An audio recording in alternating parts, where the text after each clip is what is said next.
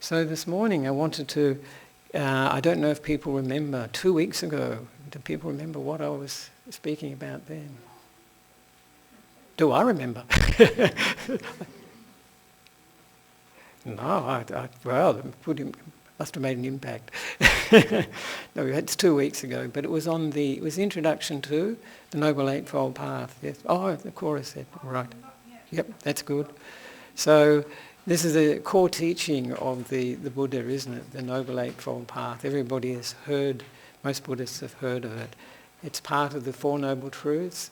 And the Four Noble Truths, of course, are the truth of suffering or unsatisfactoriness, the truth of the cause of that situation, and the cessation of that cause, and the path that leads to the cessation of suffering or unsatisfactoriness.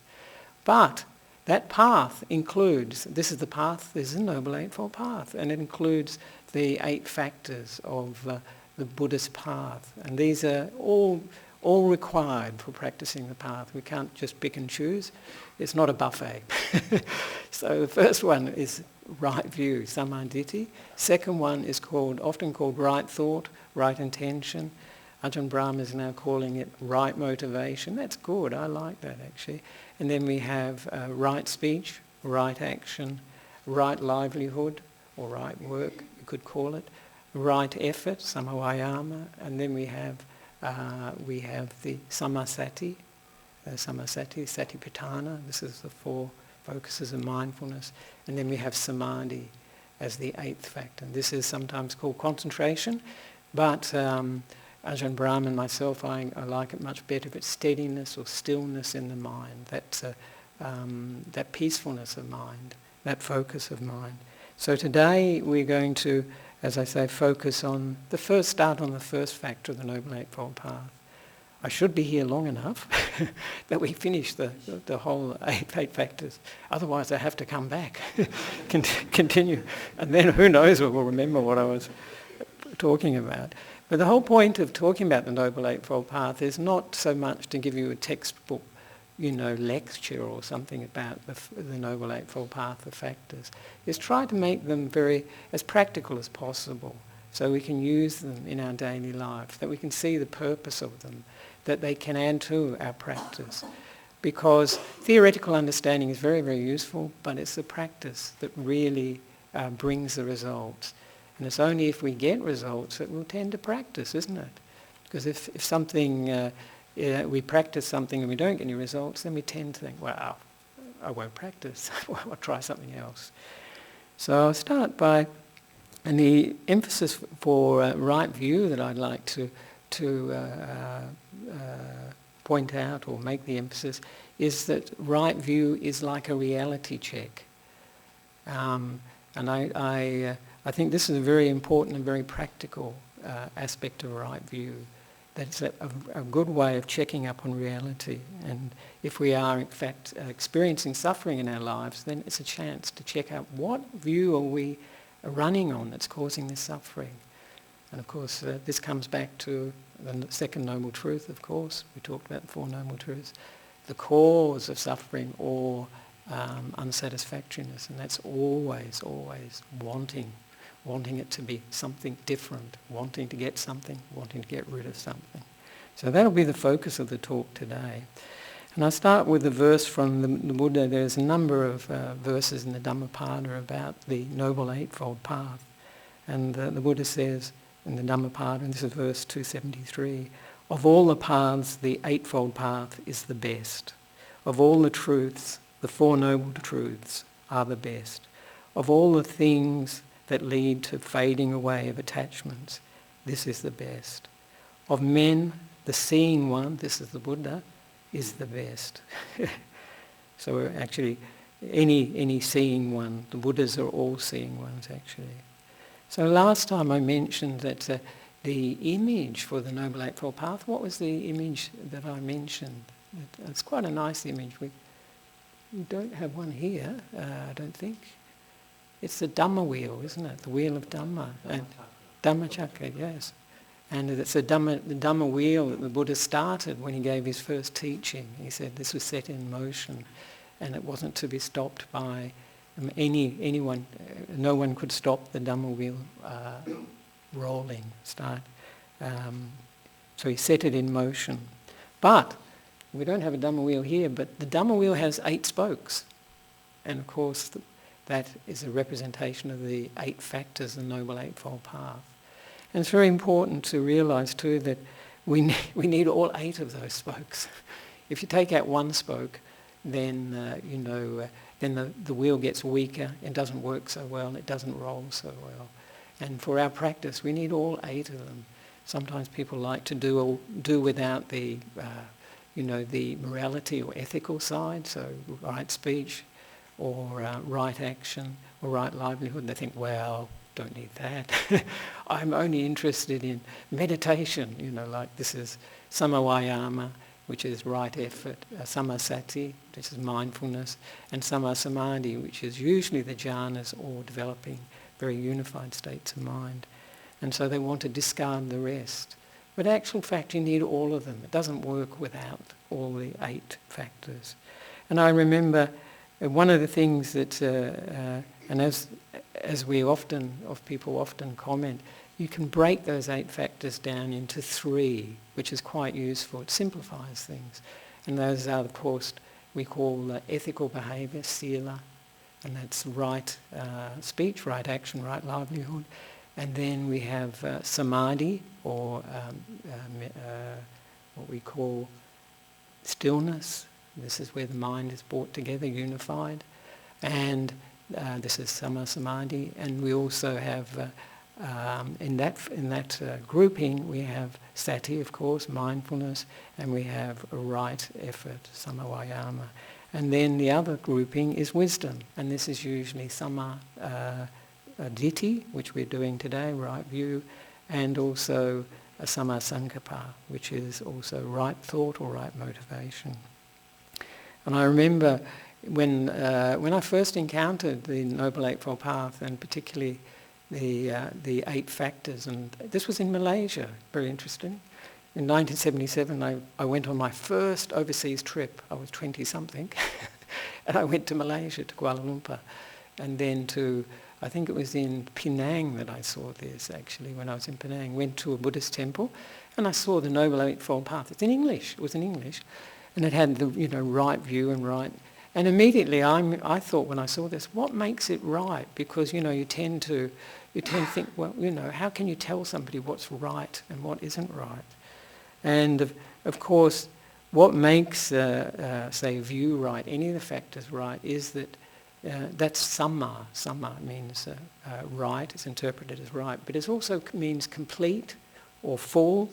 And it has the sense of meaning that it's right for reaching the goal of awakening. That's why it's right. It's not, sometimes people can be put off if they say, oh, I'm right, you're wrong sort of idea. But it is right for reaching that goal, And so this wasn't my understanding in 1977, but it was a good thing, because when we have things like that, it brings up questions. I think, why is it right? How can you say this is right and everything else is wrong? And classically in the sutras you read that the people of different sects, different religious, spiritual traditions would say that we're right and you're wrong. And so it's very classically the way it is.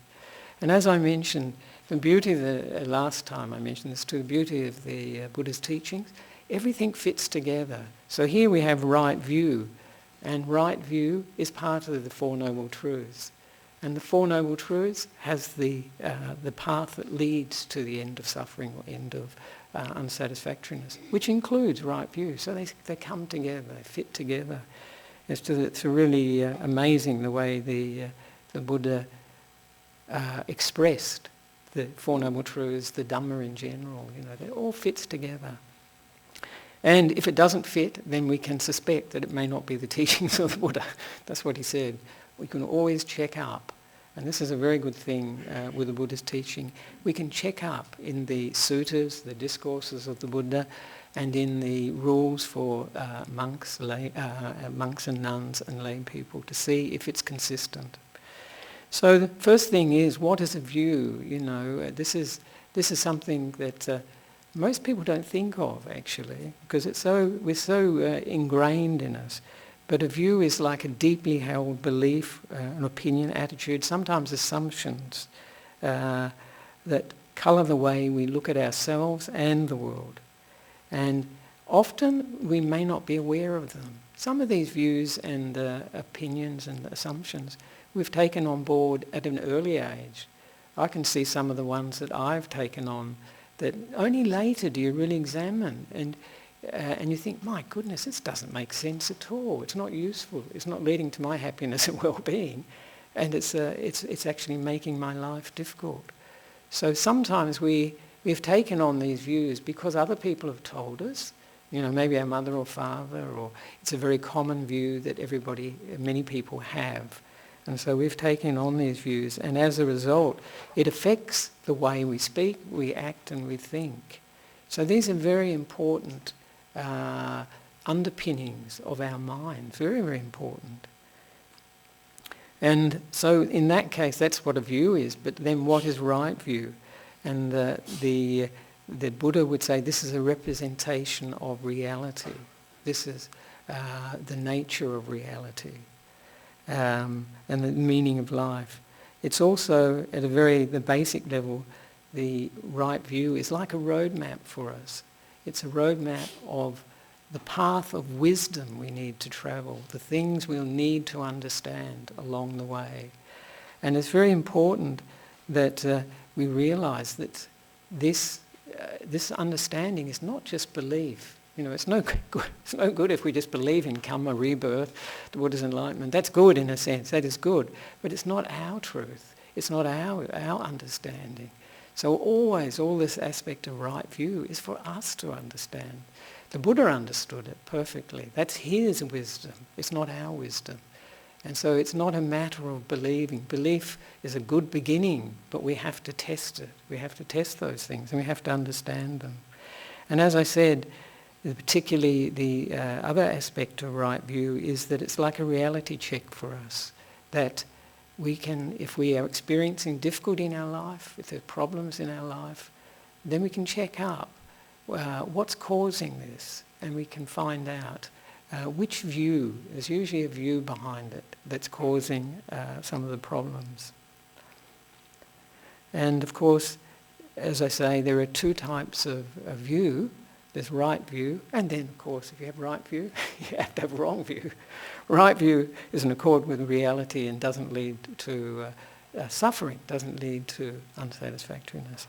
But wrong view is any view that isn't coming from right view, that isn't coming from the way things are. And this is actually the first indication that we are at loggerheads with reality when we experience suffering, because it means that we are not accepting the way things are. Maybe they're unpleasant, maybe we've got an illness, maybe a family member's died, we've lost our job, and this is very difficult. But this is the way it is at the moment, and what can we do?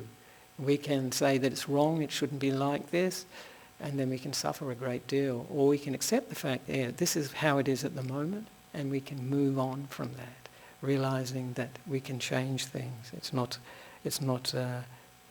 predestined or anything like that. And often behind all the suffering that we experience, or the unsatisfactoriness we experience, there are four actually key things. And usually we're wanting things to be permanent. They're not permanent. So, for instance, when someone dies, that can cause a lot of suffering. But, we can ask ourselves, is there anybody that has never died, been born and never died? That's not possible. So we're asking the impossible when we want somebody who's died not to die. It's not possible.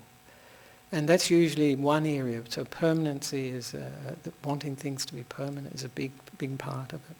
And we're also seeking for happiness. We're all seeking for happiness, actually. That's the major drive for all of us. And often we seek it in things that cannot provide happiness, that are changing all the time. So we're looking for happiness in usually in our experience, isn't it, of hearing, seeing, tasting, food's a big one, seeing is a big one, and smelling, touching, all these sorts of things. And we're looking for happiness there, and of course there is some happiness, but it's not lasting, it's not satisfying. And we're also often we're looking for what is beautiful in things that aren't inherently beautiful. We actually make the beauty ourselves. And the biggest one, and this is where most of our suffering comes from, is that we are seeing in ourselves, in other people, that doesn't really exist. It's an idea, a concept that we have brought up, we experience, and therefore we believe. And this is actually one of the biggest causes of suffering, because when we have this self, we compare ourselves to others. We also look at ourselves, criticize ourselves, and it causes the most of the suffering in the world. And this is where a very nice quote from the Buddha, where he said, "There is no single factor so responsible for suffering of living beings as wrong view, and no factor so potent in promoting the good of living beings as right view." So that indicates that when we have a wrong view, yep, we're going to suffer.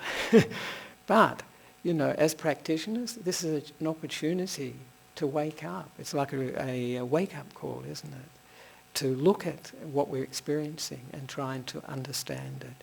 Because this transforms our experience of suffering, of difficulty, unsatisfactoriness. If we can see meaning in it, we can understand it, then it changes it completely. Then we can let go of a lot of the suffering. Because we realise we're asking the impossible when we're asking that somebody doesn't die who has died. And other things like that. So there's two levels of right view, and of course the first and most important one is of course an intellectual understanding of it. It's very important that we have some idea of it. Of course the whole purpose of the path is actually to make it our own understood experience, not just theory, not just something in the book, not just something the Buddha said, but to understand it. And there's the basic level of right view, of course, deals with karma, rebirth, and of course the enlightenment, that there are spiritual teachers who have realised the truth, realised the nature of reality, and can teach it to others. And this, of course, includes the Buddha and other Buddhas. So the expression of right view that's very common in the teachings of the Buddha, this one is usually called, as I say, it's often called mundane level, but I think it goes beyond that too. And it's often expressed, and this is very nicely put by Bhikkhu Bodhi actually, that there is, this is the right view, giving, that there is giving and offering of alms which has ethical significance, that there is good and bad deeds which produce like results, that one has a duty to look after one's mother and father, that there is rebirth and a world beyond this one, and that there are religious or spiritual teachers who have found, can be found, who expound the truth about the world from their own realization. So that's the first level of right view, and that's most important. That's like a foundation, actually. And I'll go into that in a little more detail later. Just to mention that giving, I can go into it a bit now, giving and offering alms has ethical significance. Sometimes people don't realise the importance of giving and that what a power it is. Actually, the Buddha, another way of expressing his teachings was dana, sila, bhavana, and dana, giving, sila, ethical behaviour, and bhavana, mental cultivation, mental development. And so he put a lot of emphasis on giving because it has an effect on the mind. For instance, it brings happiness to the mind. And it means when we give, usually our minds are quite are less defiled. There's less negative aspects in the mind. So giving actually has a very beneficial effect. And it can be used to enhance all aspects of our lives. Because if we remember we've given a gift, and we can remember the happiness maybe of the person who received it, the happiness we had actually, then that can be used whenever we feel a bit low, we feel a bit depressed. We can yes, did that good thing. I did give. And also, of course, giving creates a bond with other people, creates harmony. And it's a very important factor on the path, which, as Bhikkhu Bodhi says, has ethical significance. So it creates good karma. It creates those good qualities in the mind. And what's more important too is that when we have good qualities, there's not much chance for the negative to arise. So it's a very good way of actually overcoming negative ones by doing good. And also karma, this is key, isn't it? That there is result from the things we do, say and think. I know people even in Sri Lanka who tell me they don't believe in karma. I find it amazing, because I think if we look at our lives here and now, we can see sometimes we see what we call instant karma. We do something good and get incredibly good result immediately. Sometimes we do things or say things negative and we get results almost immediately. And you can see that operating in life. Of course you can say sometimes you do good and you don't see the results here and now. But I'm talking about instant karma, you can see that there is a relationship, a causal relationship between what we do and what we think and what we say and the results that come from that. And especially, if people don't believe in karma in that sense, you can look at the mind. This is always a very good place to see it. If we think lots of negative thoughts, if we criticize ourselves a lot, if we put ourselves down a lot, if we compare ourselves negatively to other people, what ends up happening? We have these thoughts, I'm no good, I'm hopeless, I'm hopeless. Surprise, we become depressed. It's really obvious, isn't it? The way we use our mind gives rise to an effect, a result. So this is just the basics of karma. So I always find it very difficult, find it strange now that people find it. They think karma was something that was added to the Buddha's teaching, or that he was just going along with because it was a current idea. And this is not at all the case. So, and that one has a duty to look after one's mother and father. And this is very important these days, because of course that relationship is a karmic relationship, one that is not accidental and is a very strong, important relationship, because our parents are the biggest conditioning factor for when we're young. And they look after us, they bring us up, they provide not only the physical conditions we need to survive, because a baby is absolutely helpless, isn't it? Absolutely helpless. But they also provide the emotional support and love. And this is actually the most important ingredient for children, for happy and having a happy, well-balanced life. And so that's and that there is rebirth and a world beyond this. That's an important thing too, because then when our practice, if it were only for this life, sometimes one might think, well, what's the point? What's the point?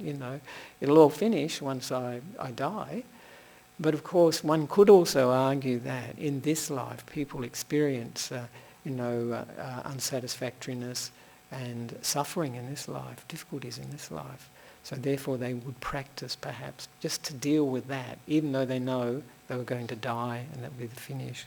But generally speaking, the Buddha said that if we have the view that this is only one life and this is it, then we will think it's pointless to really practice a spiritual path, because in the end, no different.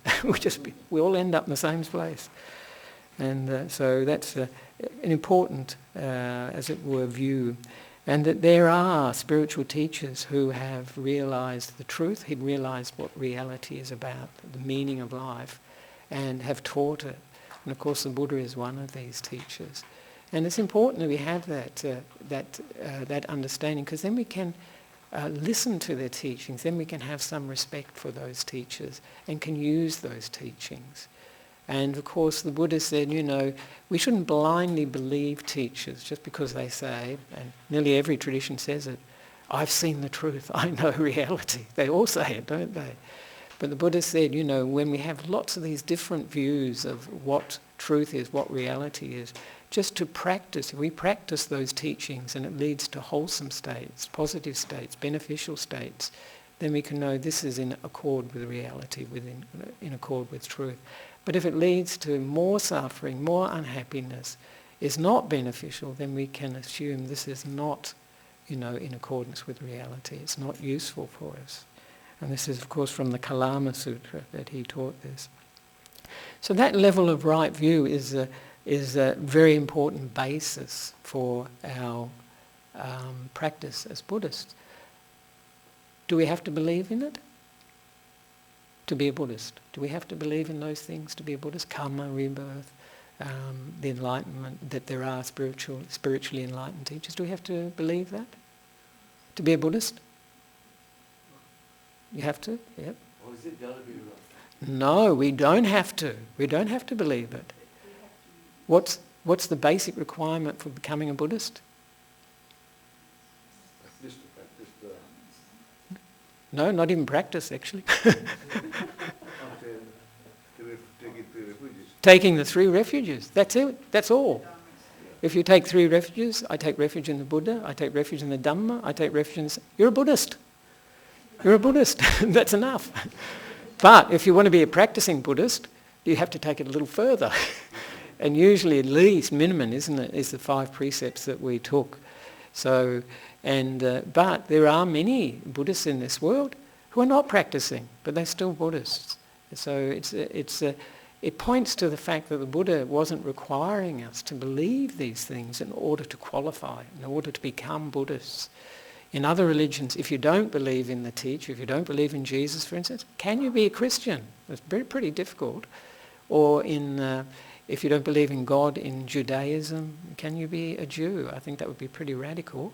And the same with Islam. If you didn't believe in Allah and Muhammad as his prophet, then you would not be considered to be a follower of that faith. The very different quality of Buddhism is that it's not very faith-bound. It isn't based on faith like those teachings are. They're the great faiths, that's what they're called, the great faiths. But Buddhism is much more open, is much more inquiring. The Buddha knew these things with the karma, or rebirth and so on. He knew them from his own experience, from his enlightenment experience in fact.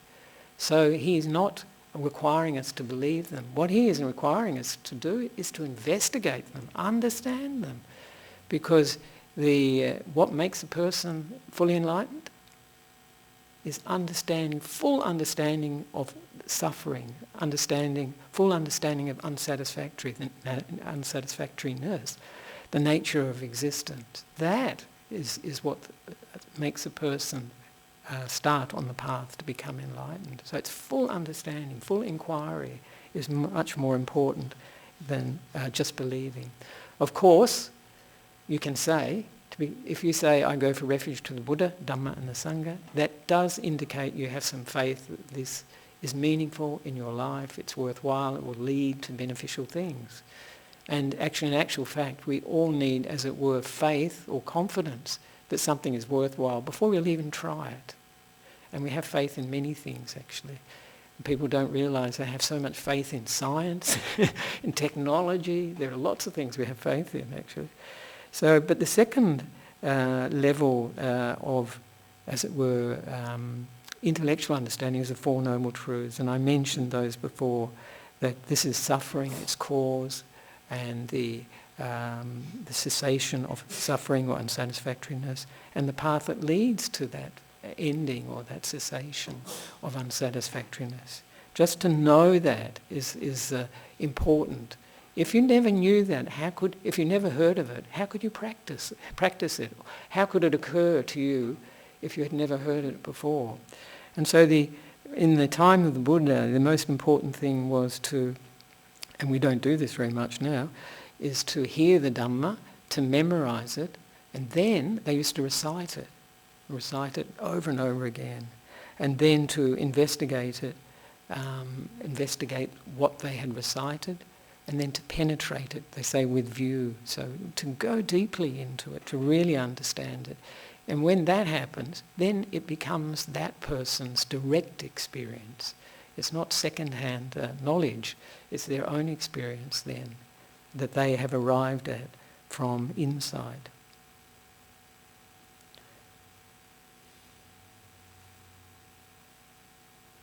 And this is the level of intellectual understanding, but of course the most important thing with that is to make that experiential, and that's what I was pointing to.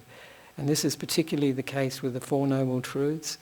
They are aimed at leading to the breakthrough, to enlightenment, to sotapanna. This is the stream enterer, the first stage of enlightenment, which can happen when we see the Four Noble Truths, particularly when we see through Sakaya Ditti, the view of a self. This is the most important breakthrough for all of us, because that's such a strong view that we have in our minds, that it's the shattering of that view that allows for enlightenment to happen, and then attains to view.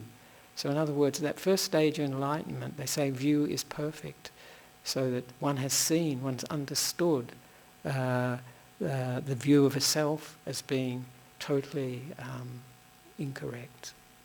And in fact, that is great liberation, great happiness to be free of that, and it leads to enlightenment, to awakening.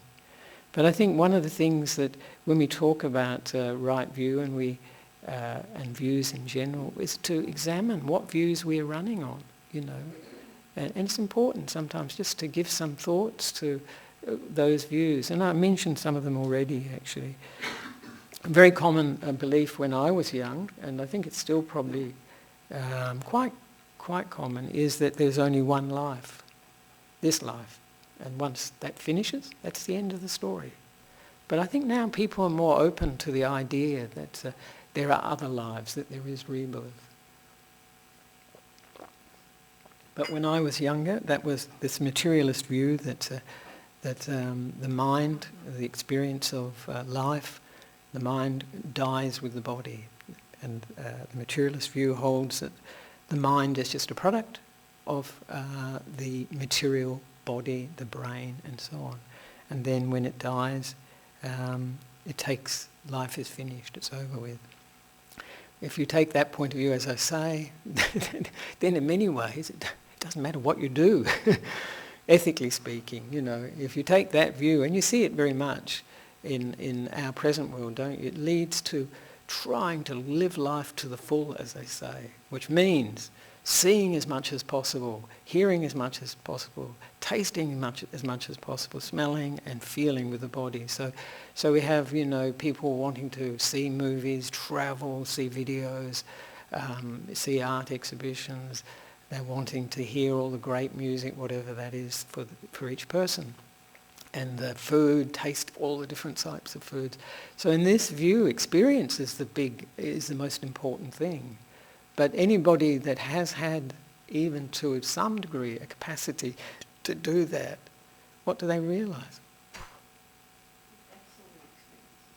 Yeah, it's not it. It's not it. It's unsatisfactory too. The more you get of it, the more bored you get with it, the less impressed. If you love videos, if you had to watch them for, say, a whole day without a stop, wow, what a torture. And it reminds me of a Gary Larson cartoon I saw, and this man had just arrived in hell, and the devil's there, and there's a TV set and everything. He said, "Oh wow, you've got TV," and the devil says to him, "There's only TV here." So there's no escape from TV. It's the same with all our senses. If we had to eat our favourite food for any length of time, I said this many times, even half an hour, it would be unpleasant and probably border on painful. And if we had to keep going for an hour, we'd never want to eat that again.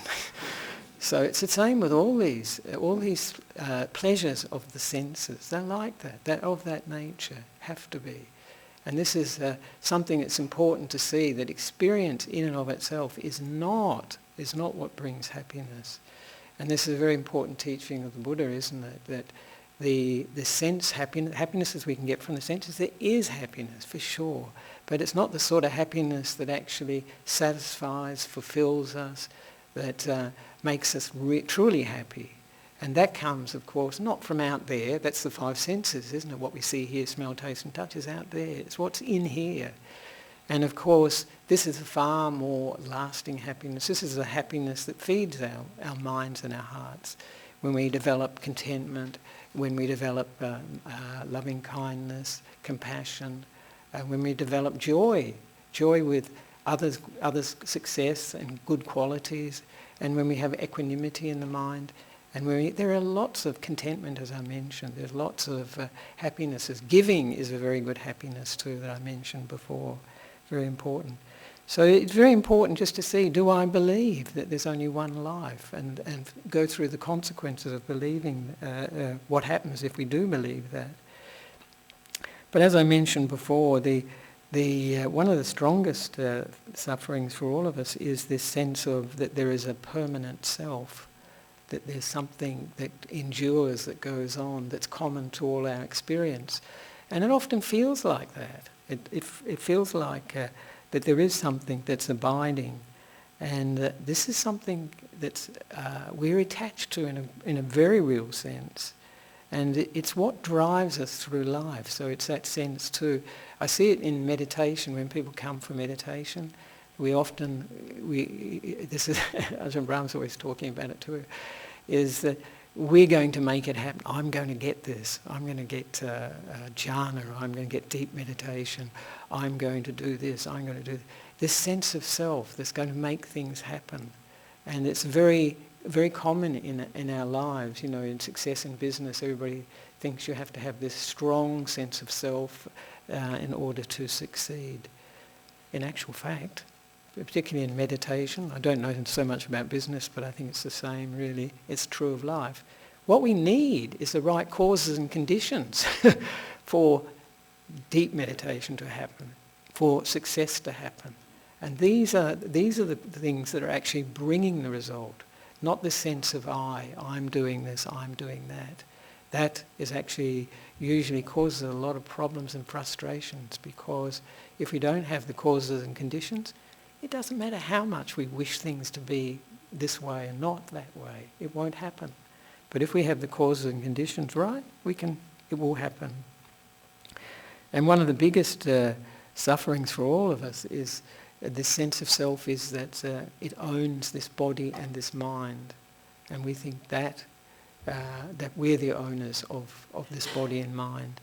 And that is a great suffering for us as well. Because what happens when the body gets sick, gets old, and then dies? If this is mine, how dare it? How dare it do this? And the same with our minds. You know, people say it to me all the time. They come to meditation, they say, I sit down, but I can't control my mind. It just goes thinking, thinking, thinking. And I say, good, that's number one insight. Number one insight, very good, you've got it in one. You know that you can't control this mind as much as you try. You will not be able to make it this way, not that way. And this is actually the second teaching of the Buddha he gave in the Anattalakkhana Sutta, that the body, we can wish it to be this way, look that way, not look this way, not look that way, but it won't make any difference.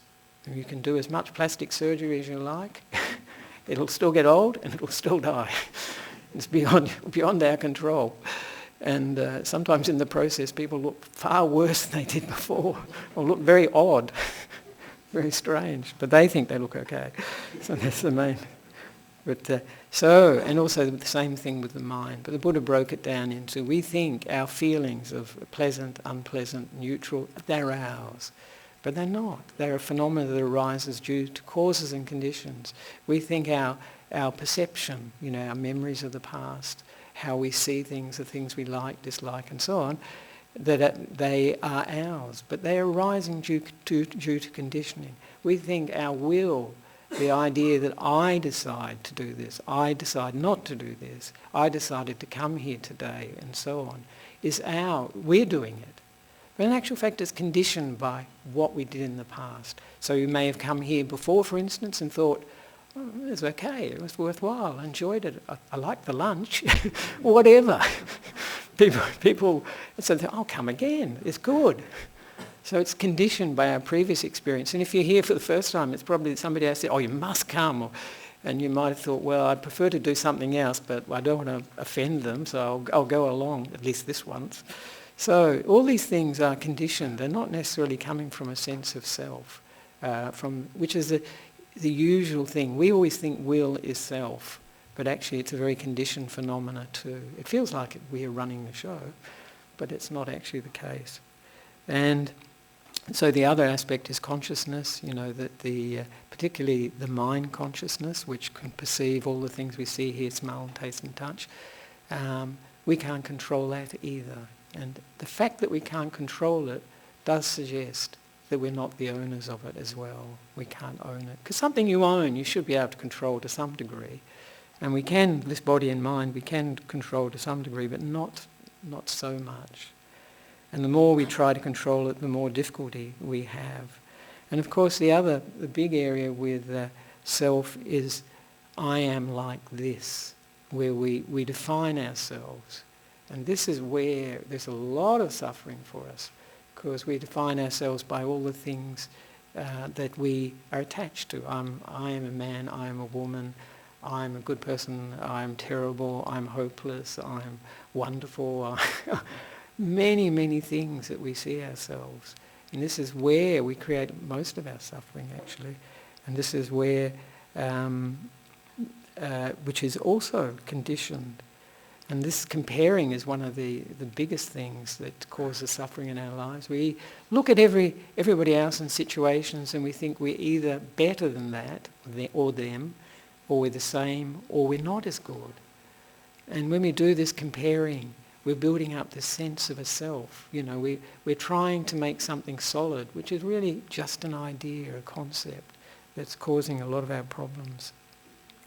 So these are some of the areas where some of the views that we take on board, and that we may or may not be aware of. That's the very interesting thing. The more that we're aware of them, the less power they have.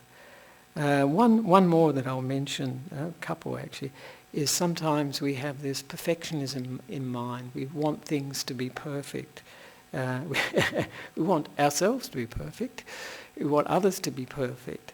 And of course, anybody that has tried to make things perfect, even if you've tried to make your house perfect, your garden perfect, does reality help you out? Does it comply? Does it? No. It usually is always far from perfect, And the more perfect we try to make things, actually perfection, what is perfection? It's like trying to control, isn't it?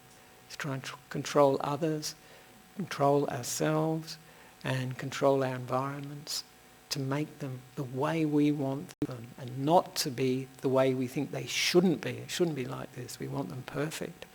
And of course this is being at loggerheads with reality in a big, big way. And because we'll realise very soon that others are not out there to make us happy, to comply with how we think they should be. They're out there to look after themselves.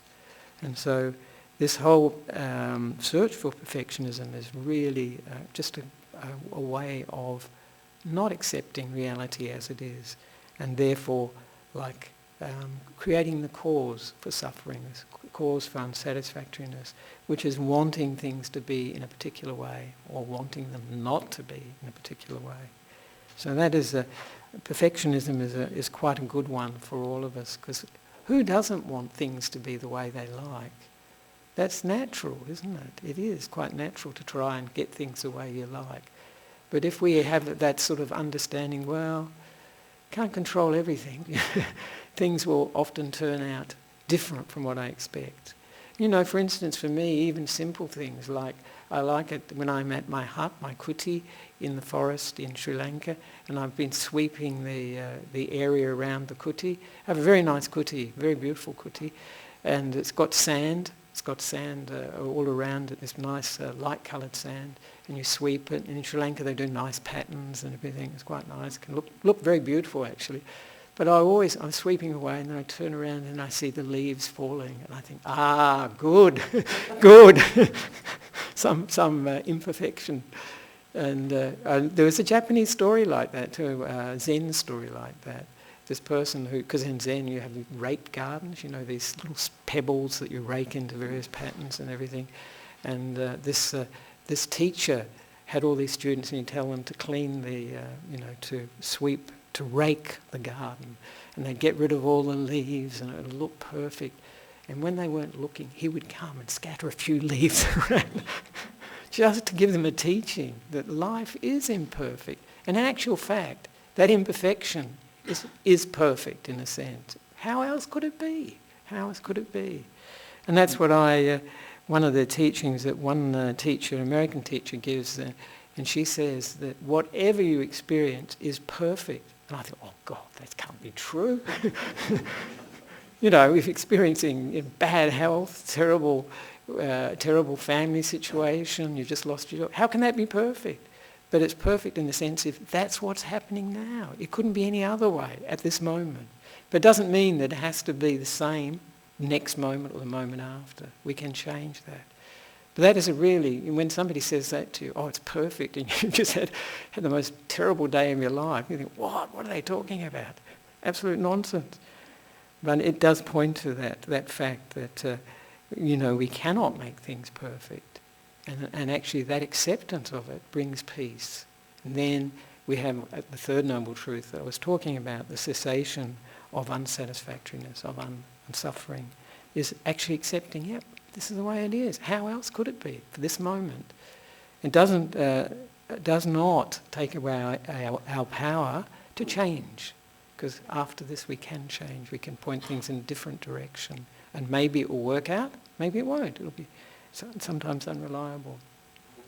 And of course, the other thing that's the last one I was going to mention that's quite nice in a way in a context of Buddhism is rites and rituals. You know, people often have views about rites and rituals. You see it in Sri Lanka quite a bit.